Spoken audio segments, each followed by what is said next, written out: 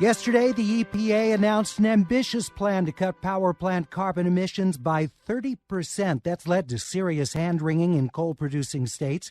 Here in California, the push to alternative energy is already well underway. One big project is proposed near Bakersfield in the community of Tupman. A 450-acre site is scheduled to be developed into a clean coal plant.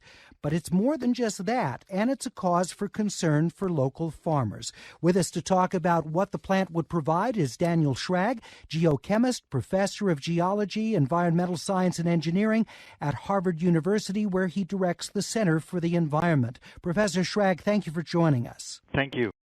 At full power generation, how much electricity is provided? How many homes would be served? Well, I can't tell you in terms of homes.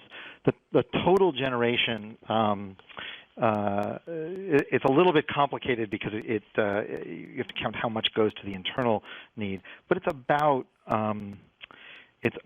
300 megawatts that are going to be supplied to the grid.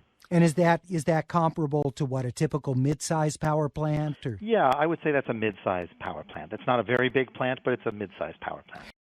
But what about the truck trips involved in the construction and operation of the facility, transporting coal off the train to the location, transporting fertilizer off-site? There are going to be a lot more truck trips, right?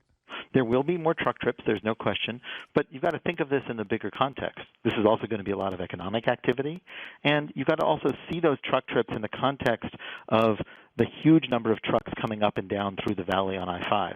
That's really the source of the air pollution in the San Joaquin Valley, and this is sort of looking at the tiny little tip of what's going on.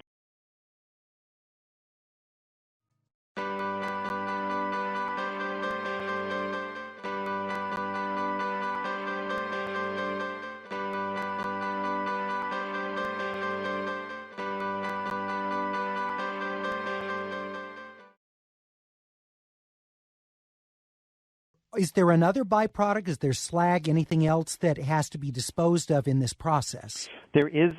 There are some waste byproducts that's left over from the coal ash, but it's not like a coal ash from a combustion plant. It's much cleaner, and it actually can be used for a variety of manufacturing purposes. And are there customers already identified for that, or is that to come? I think most of those little details are to come. The main thing is to work on the power and the fertilizer. Those are the two major products, and then, of course, the CO2.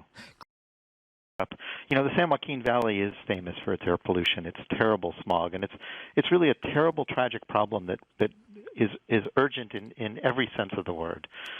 Everybody knows this is a big problem in the San Joaquin Valley, but this power plant is a part of the solution to the problem. It's cleaner than some of the other power plants in the valley. It's less than half of the conventional pollution, both volatile organic carbon and nitrogen oxides, than a new natural gas plant.